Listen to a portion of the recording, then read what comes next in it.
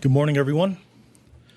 We'll begin today's COVID-19 press briefing with Mayor John Cooper, followed by Dr. Alex Jahangir, Chair of the Metro Board of Health and the Metro Coronavirus Task Force. This morning, we'd also like to welcome Steve Glover, Metro Council Member at Large and Co-Chair of the Metro Small Business Task Force, Ralph Schultz, President and CEO of the Nashville Area Chamber of Commerce, and Damon Whiteside, CEO of the Academy of Country Music. Director Chief William Swan of the Office of Emergency Management and Nashville Fire Department, and Dr. Michael Caldwell, Director of the Metro Public Health Department, are here with us to help answer your questions. We will now begin with Mayor John Cooper.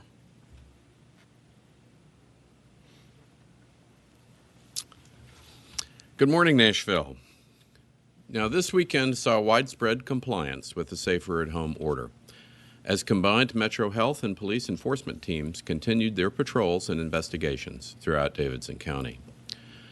Now, we also saw 2 days of increased case numbers, which Dr. Alex Jahangir will address momentarily. Fatalities and hospitalizations, however, have remained stable. We are carefully monitoring all public health benchmarks required to begin Phase 1 for the roadmap for reopening Nashville, and will report on these criteria daily.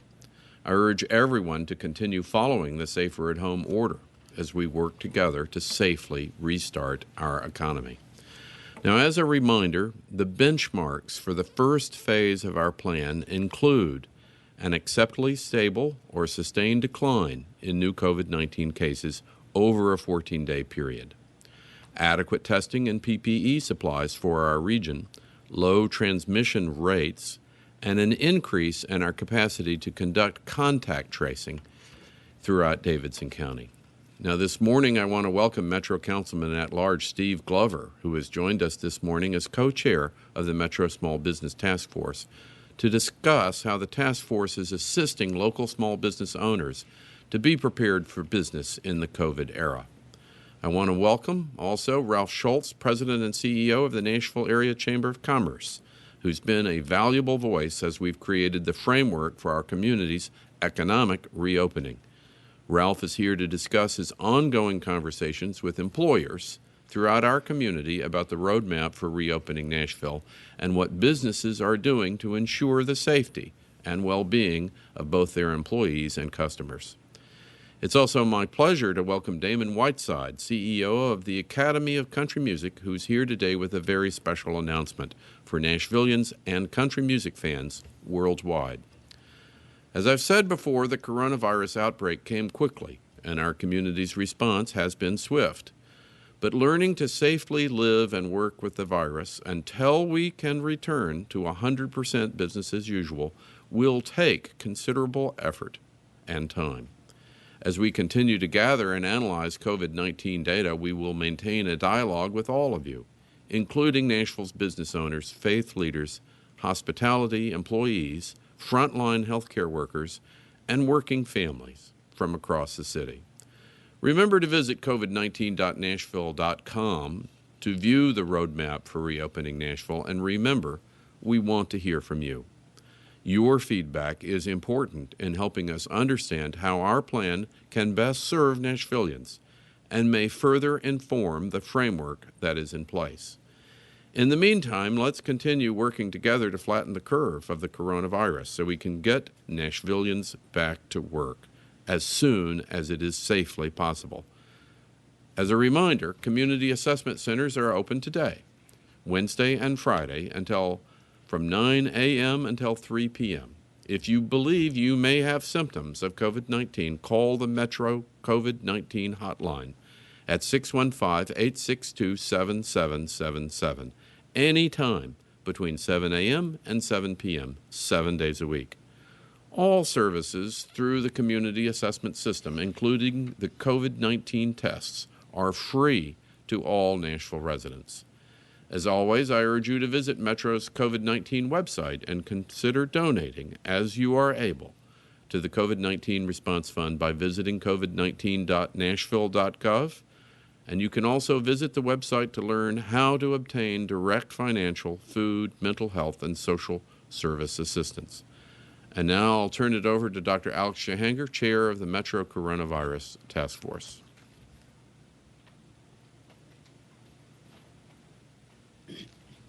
Thank you, Mayor Cooper, and good morning, Nashville.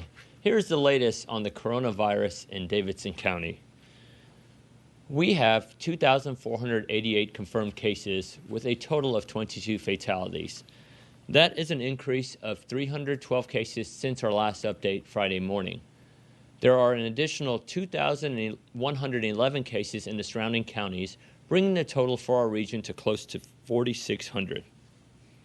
Of the Davidson County cases, 1,265 are currently active cases, and 1,201 residents have recovered from the virus and have been cleared. The number of new cases over the weekend did increase by larger amounts than last Wednesday and Thursday, and this increase in new cases over the weekend negatively impacts our 14-day trend. In fact, the 14-day trend of new cases has gone from remaining flat to slightly increasing. Friday afternoon, Vanderbilt released their latest update and modeling. The transmission rate for our region continues to be just under 1, meaning that, on average, a person with the virus is transmitting it to just one or less other individuals. This metric remains in the satisfactory range for the reopening. In addition, the other metrics also in the satisfactory range include contact tracing resources, testing capacity, PPE supply, and hospital capacity. Now, this is encouraging news. However, one must be aware that as this week progresses, hospitals will begin to perform more procedures and more of our surrounding communities will begin to open up businesses. This can impact our metrics, and this is one reason we will closely monitor these. We are also hoping for an early May start to phase 1 of reopening. However, we are not ready to set a date this morning. Last week, Mayor Cooper Today, our community assessment centers are open until 3 p.m. They are located at Nissan Stadium, Meharry Medical College, and at the old Kmart in Antioch. You can drive up or walk up and be screened by a medical professional and receive a test. And all of this is at no charge to you. Since opening up just last month, we have tested over 5,000 Nashvillians. Last week alone, we tested over 2,700 residents. Our assessment hotline is also open today and every day from 7 a.m. to 7 p.m. Medical professionals are standing by to answer your questions about the virus and direct you to resources if you need them. Since opening last month, more than 7,000 people have called our hotline. If you feel that you may have COVID-19, have been in contact with someone who has tested positive, or you're just worried about the virus, please reach out to our hotline, contact your healthcare providers, or go to one of our assessment centers. Please continue what you are doing, Nashville. Stay at home, especially if you are sick. If you must go out, limit trips, practice social distancing, wear face coverings, and return home right away. Every day we do this is another day we get closer to coming back to normal. Thank you again for all you are doing for this to battle this virus. Remember, we're all in this together, and we'll get through this together. I now would like to introduce Councilman Steve Glover. Thank you.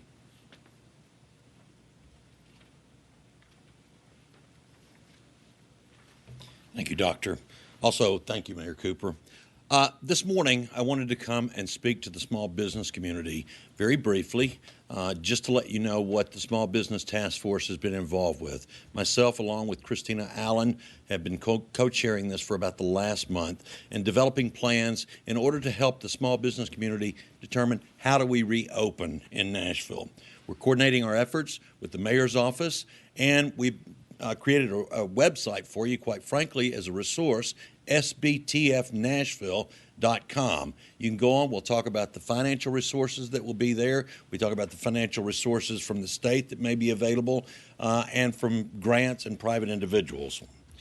We're also working with the Metro Health Department in the coming days to try and develop a systematic plan for how we help you and the employees train, get ready for how you reopen, and hopefully determine a date. Now, we'll be providing you the number once that line is provided and we're able to communicate with you more clearly and give you dates, hopefully, and where we'll be heading from there. But with that, we will continue to coordinate with the mayor's office in order to get our business back in business as quickly as we can in Davidson County. With that, I'll also introduce now, if I may, Mr. Ralph Schultz from the Chamber.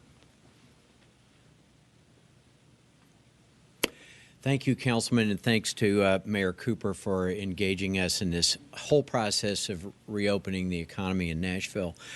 Last week, Mayor Cooper published his plan to reopen the economy in Nashville based on data and not dates.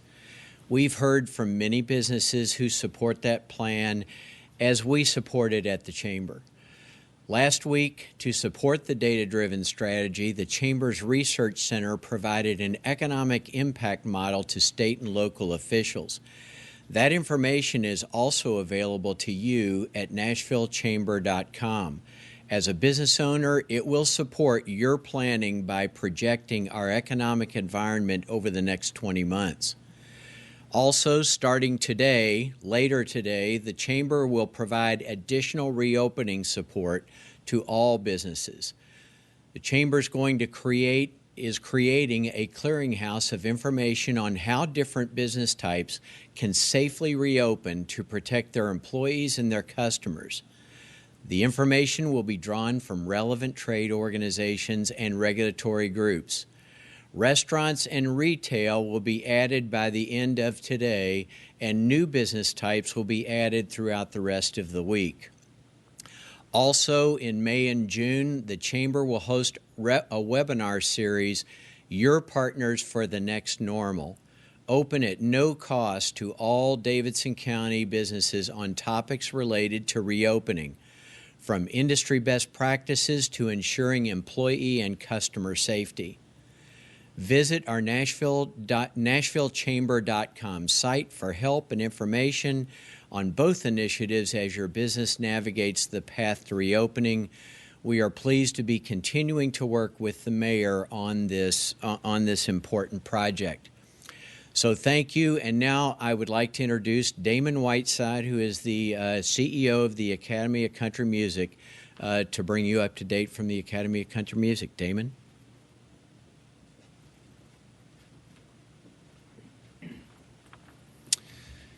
Thank you, Ralph, and thank you, Mayor Cooper. I appreciate being invited here today, and I hope this will bring some positive news to Nashville and the country music industry that calls Nashville home. As you may know, the Academy of Country Music was forced to postpone our 55th annual ACM Awards ceremony that was planned to take place in Las Vegas earlier this month to this September. Due to concert tours, sports, and live events postponing their spring and summer events to this fall, we searched the country to find another location in the best city and venue to safely and effectively move our show. I am happy to announce this morning that we have chosen Nashville to be that location. Being in Music City allows us to honor the rich legacy of country music, and I am proud to also announce that our show will take place from three of Nashville's most historic and revered venues, the Grand Ole Opry House, the Ryman Auditorium, Mother Church of Country Music, and the Bluebird Cafe. We could not be more honored that our 55th Academy of Country Music Awards will broadcast live on CBS Wednesday, September 16th at 8/7 Central, with these iconic venues and the city of Nashville as our centerpiece. This is the first time in Academy history that our show has taken place in Nashville, and being that this may be the first live award show on broadcast television since the pandemic, we are proud to shine a national spotlight on this great city and these beloved venues. A decision on our ability to have an audience will come at a later date based on city's health and science data. A huge thank you to Governor Lee, Mayor Cooper, Butch Spiriton and the Nashville Convention and Visitors Corporation, Colin Reed, Scott Bailey and the entire Opry Entertainment Group, and Erica Wallem-Nichols and the Bluebird Cafe team for all of the tremendous support in helping us make this move possible. I also want to acknowledge our partners at CBS and Dick Clark Productions for helping the Academy to be nimble during these challenging times. Now let's take a look at a quick video glimpse of the ACM Awards.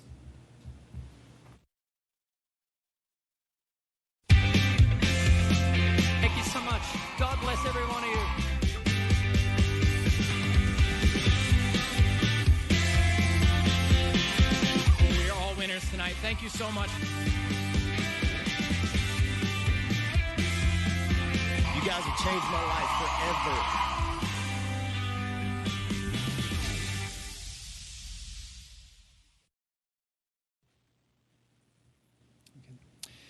The Academy of Country Music is first and foremost a trade organization dedicated to serving the country music community.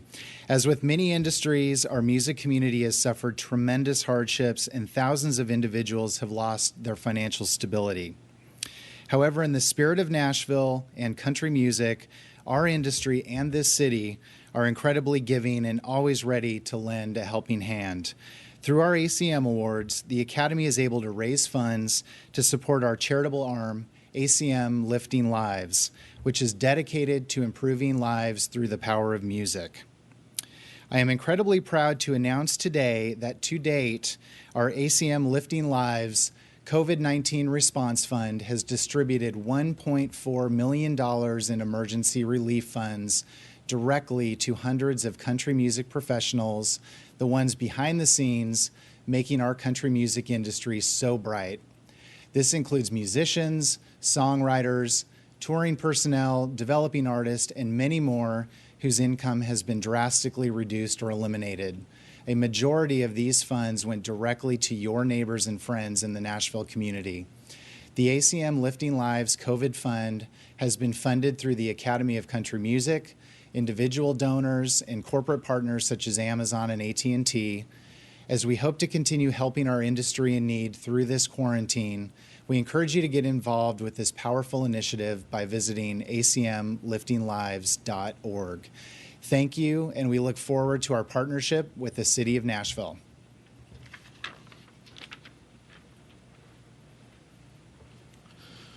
Thank you, Mr. Whiteside. We will now start a Q&A segment of today's briefing.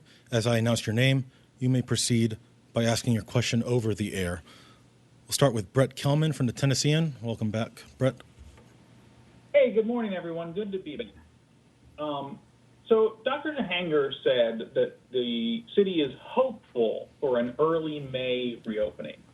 But we have seen several days of increasing cases, which seems like it must reset the 14-day stability metric back to ground zero. Doesn't that mean, based on your own reopening plan, that we are at least 14 days away from phase one as of right now? Thanks, Brett. Dr. Jahangir. Thank you, and Brett, welcome back as well. So in short, as I've said last week, we're not just looking at one metric. There's multiple metrics we're evaluating. Specifically around the 14-day one, it is a rolling average. And so not necessarily one spike or two spikes in days doesn't necessarily reset the whole clock, okay? So multiple metrics we're looking at, and the 14-day one specifically is a rolling average that is impacted by days before and subsequent days after. So thanks.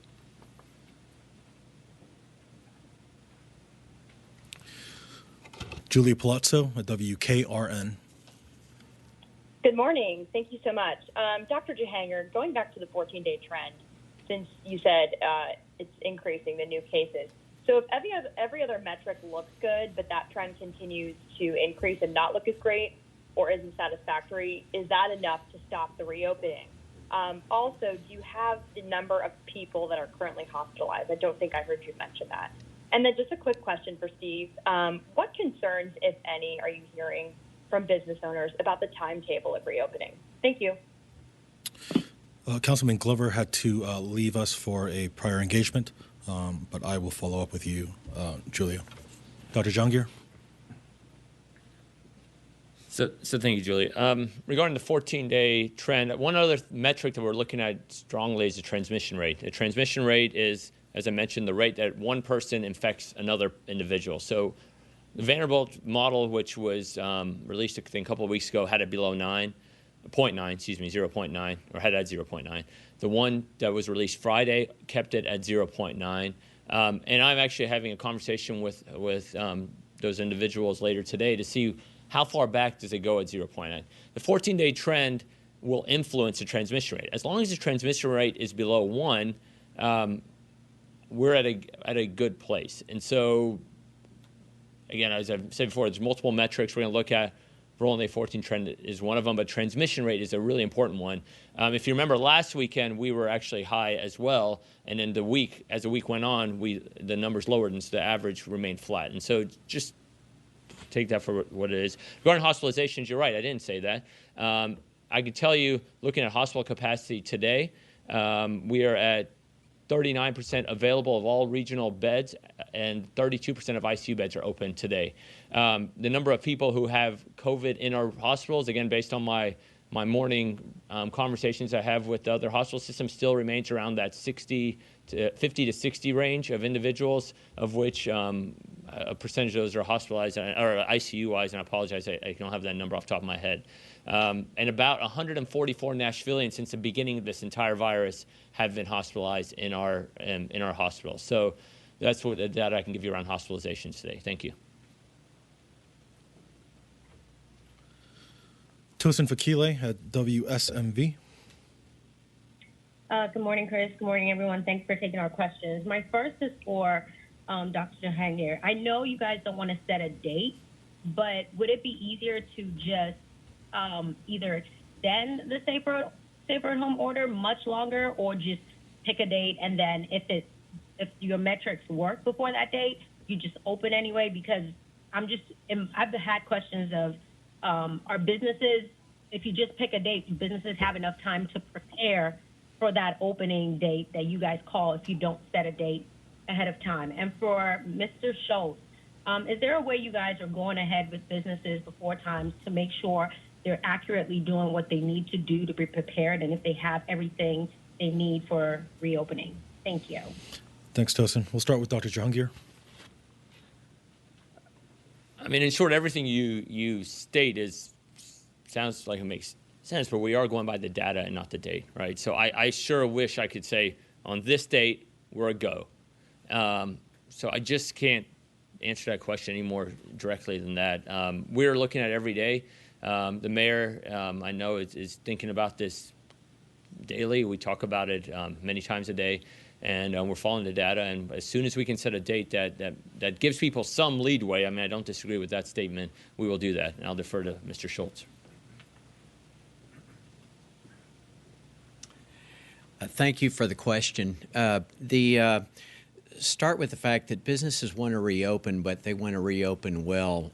As we hear from businesses, they want to be a safe place for employees, and they want to be a safe place for customers. So right now, they're hungry for guidance on how they can make that happen with the square footage in their spaces, and with the sanitizing capabilities that they need, and the direction and guidance that they need to be able to be a safe place. So we're working with the mayor's office, working with the state, working with industry leaders to provide them with information that will allow them to comply with those safety issues.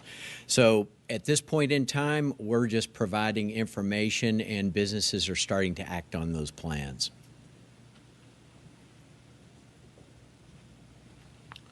Peter White at the Tennessee Tribune. Mr. White. Hey, thank you, Chris. Hey, my question was for Councilman Glover. I'll check with him later. Thank you. Okay. I passed. All right, thank you. Kara Hartnett at the Nashville Post.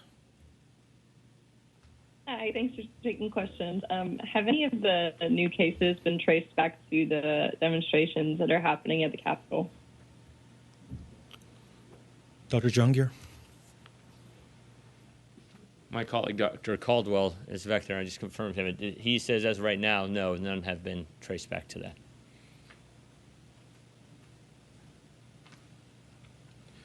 Nancy Amons at WSMV. Hi, thank you. A question for Mayor Cooper. Are you concerned about other counties opening and that spreading virus here? And for Mr. Schultz, are you afraid of competition? Are shoppers and people taking business to other counties that are open? And will they come back to Davidson County when we open? Thank you, Nancy. Mayor Cooper. Yes, Nancy, I am concerned about reopening protocols inadvertently creating a second wave of cases. It is going to be one of the advantages of a robust contact tracing, both in the city and in the state.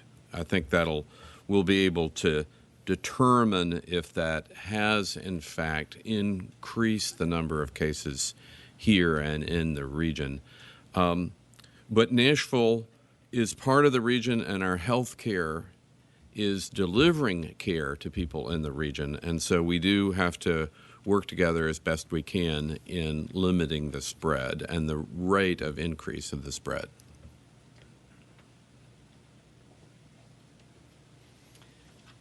Nancy, thanks for the question. We have a regional economy here, and I think it's in everyone's best interest, and we've heard this from mayors, we've heard this from business people, everyone's best interest to coordinate and collaborate on the openings. If there are some businesses opening in certain locations, then I wouldn't say that we're really concerned about the competition. People choose to spend their money with businesses for a variety of reasons.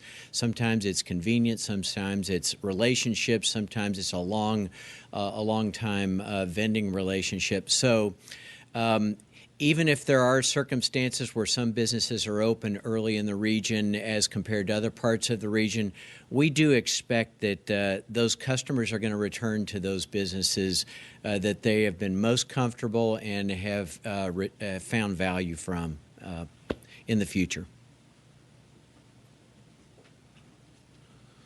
Our last question is from Damon Mitchell at WPLN. Go ahead, Damon. Hi, Chris. Thank you for taking my question. Just wanted to follow up on the previous question as far as other counties opening up. I know Mayor Cooper mentioned that he was concerned about that. Is there a plan? Are you all just kind of telling people not to go to those other counties, or do you all have like a plan in place to kind of limit like some of the cases that can potentially be brought to Nashville? Thank you, Damon. Mayor Cooper. Well, I think there, of course, is not a plan to limit, but I think the governor would be the first to say, along with me, your obligation to socially distance does not end at the county line or at any time while we have disease in the community.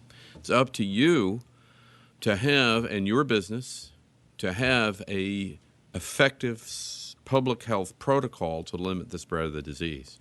So there will be slightly different reopening protocols and rules in Middle Tennessee.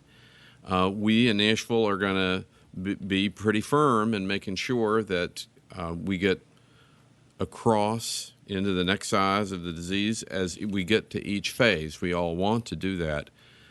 But no one should think, and I think the governor would agree with me, that they can drive across the county line and to do dangerous things for other people. You have to continue to socially distance. Every business will require social distancing. They are going to take a pledge to protect their customers and employees everywhere. So this idea of that the virus is not present in our entire state is wrong. It is, and people's behavior is going to have to change everywhere to comply with that, and that's going to apply for our adjacent counties as it does in Nashville.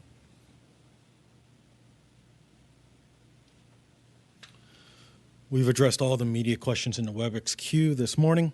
I'd like to thank Councilman Steve Glover, Mr. Ralph Schultz, and Mr. Damon Whiteside for being with us this morning. A recording of today's press briefing will be made available later this afternoon.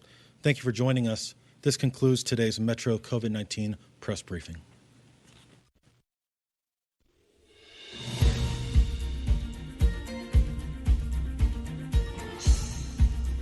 This has been a service of the Metro Nashville Network.